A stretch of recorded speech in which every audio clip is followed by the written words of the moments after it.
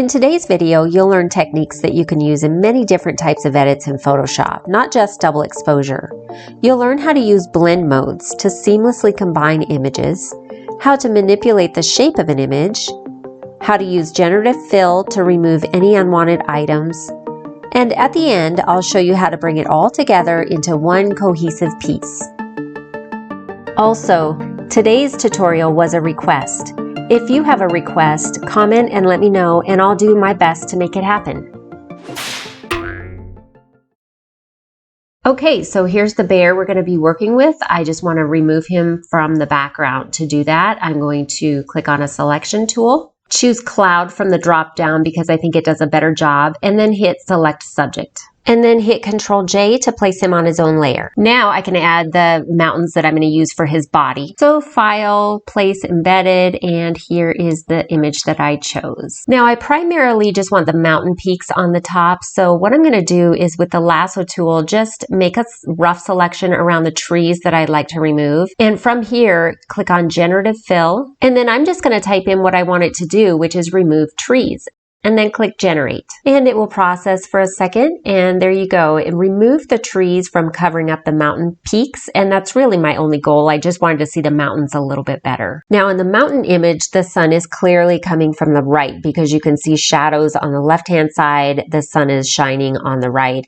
On the bear image, it's the opposite. The sun is shining on his left, so we want to make those match. To do that, I'm going to hit Control T, right-click, and choose Flip Horizontal, and now they match. To help the process of blending go much more smoothly, I'm going to choose a sample color from this image. So I'm going to choose the lightest color, the light blue in the sky, and have that be my new background. So I'm going to create a solid color adjustment layer using that blue color from the sky and get rid of the original background. So now we've got our bear on one layer, the mountains on another layer, and that blue sky color as the background for both of those. The next thing I want to do is change the blending mode on this layer to lighten. In simple terms, the lighten blend mode is comparing the pixels from the bear layer and the pixels from the mountain scene area, and it keeps the lighter pixels throughout. Now I'm going to hit Control T and just move it to where I want it situated on top of the bear. I'm trying to line up the mountain peaks with the humps on his back, so it just kind of naturally follows the same sort of shape. Now to cover his head, I'm just going to make another copy of this layer and move it over top of his head. Again, just adjust it until I feel like it looks right. Now I'm going to hide that layer for a minute, and you can see why we changed the background to that solid sky blue color. It's just already helping to blend these two images together. At this point, I just want to quickly name my layer so I can keep it organized. So I'm going to name this one Body Lighten since it's the body of the bear and it's Lighten blend mode. And then we'll do Head Lighten. And then I'm not sure why this mask wound up there, but I'm going to delete that. I don't need that. Now I need to get the mountains more lined up with those humps on his back. So what I'm going to do is go to right click and select warp, and I'm going to change it to smaller grids. I'll choose a 5x5, and just by clicking on the white dots on the outsides of each of the boxes, I'm just going to click and drag in on these dots to move these mountain peaks closer in and line him up more closely with his body. So I'm just going to continue doing that until I've got him situated about where I want.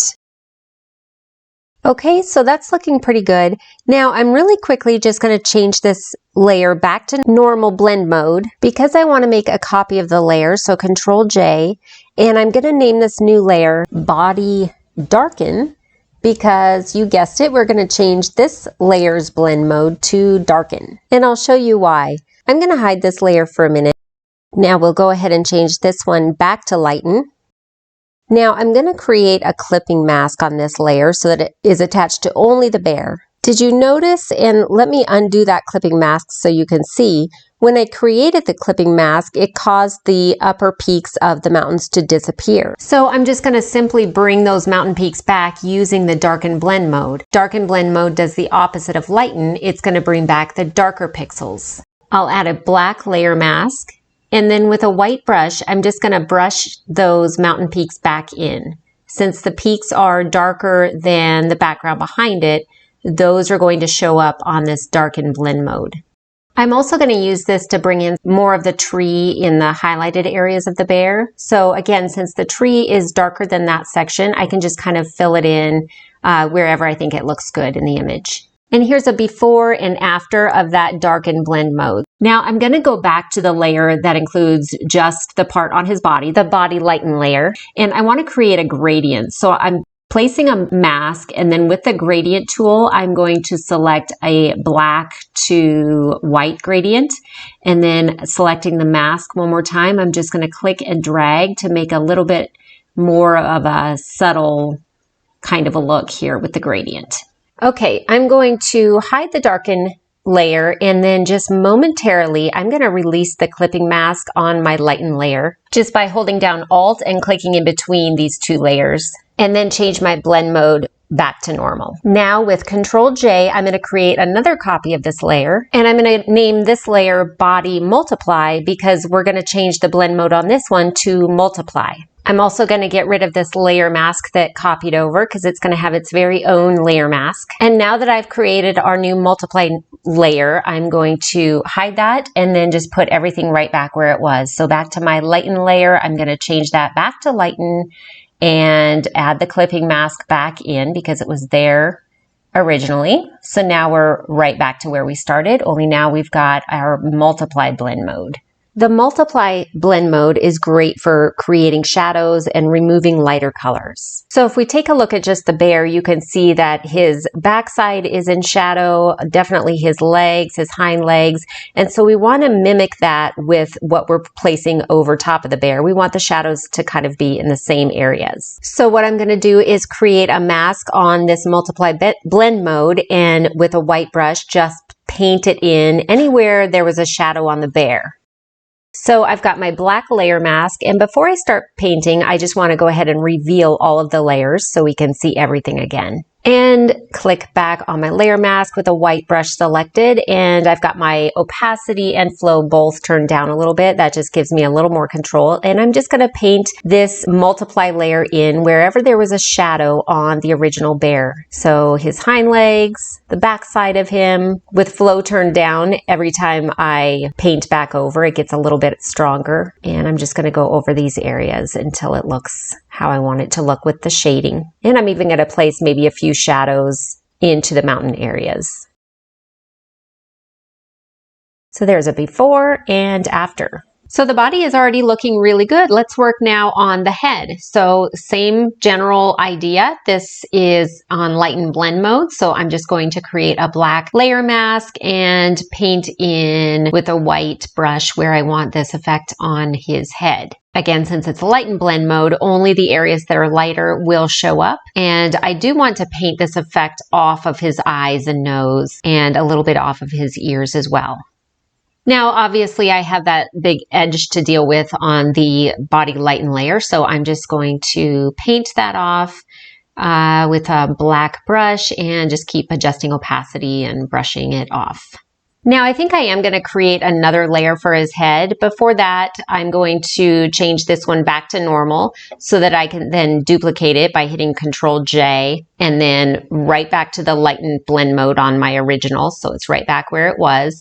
Now I've got a duplicate. This one I'm going to leave in a normal blend mode. I'm going to get rid of the mask that also transferred and create its own mask. I just want to paint the trees in some of the areas that they didn't get painted in on the lighten blend mode. That's all I'm going to do there. Okay, he's looking great so far. I'm just going to move him down in the frame a little bit to make room for the birds that I'm going to add. So I'm holding down my Shift key, click on the top layer as well as the bear layer, and everything in between will also be selected. So I'm going to do Control T and just move him down in the frame a little bit.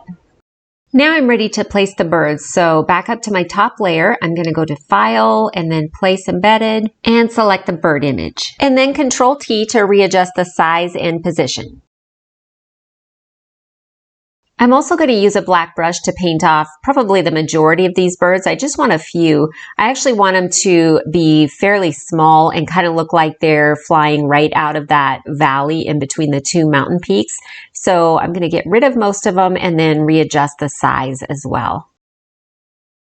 And I think I'm going to place some more birds. I could have just duplicated the original copy before I made any adjustments, but I'm going to place another layer of the birds. And again, same thing. I don't want very many of them, so I'm just going to brush off the majority of them.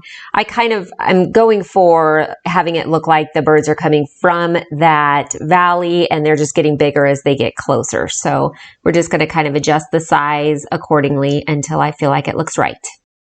At this point, we're starting to look really good. I just want to do a few more adjustments. I'm going to do a levels adjustment over the bear. So I'm going to click on the bear layer and create a levels adjustment layer with a clipping mask so that it only affects the bear. And all I'm going to do here is just create a little bit more contrast in the bear by bringing up the highlights as well as the shadows. So we're just moving both a little bit closer into the midpoint.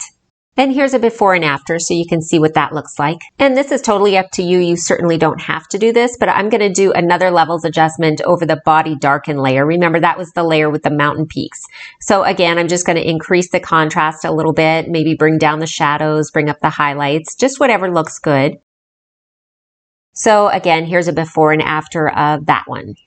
We're almost done. Everything's looking really good already. I'm just going to group all of my bear layers into one folder. So I'm just going to hold down my shift key, select the top and bottom bear layers, Control G will group them all together into one nice neat folder. From here, I'm going to show you how to make a couple very important but super easy adjustments to pull it all together.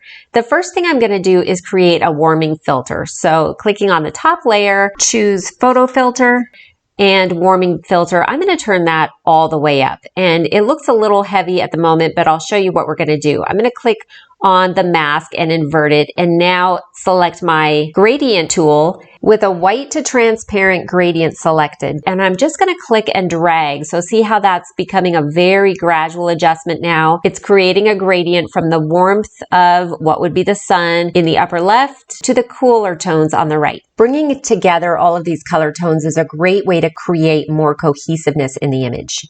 Here's a before and after of what that layer looks like. To create more realism in the sun, I'm going to create a new layer, and with a white brush selected and again on my gradient, this time I'm going to choose a radial gradient. Click and drag where the sun would be, and I'm just going to kind of adjust it because natural light happens that way. It's going to be lighter, almost a white in the center, and then gradually go out to diffuse into different colors. And now with a black brush, I'm just going to paint this effect off of his face and ears a little bit. I've got my opacity and flow turned down as well. We're almost done now. The last thing I'm going to do is fix his foot where I did my selection. I didn't do a great job. So I'm just going to use the lasso tool and roughly select the area around his foot that didn't show up, and then use generative fill to fill that area in. That kind of edit would have taken forever in the days before generative fill. So I really enjoy having this option now. From here, you can do any adjustments you like. I chose to do another levels adjustment over the entire image and then invert my mask and paint that just over the snow to kind of bring that out a little bit more. And then just another warming filter over the entire image. I hope this was helpful. If you have a request for a video you would like to see, let me know in the comments.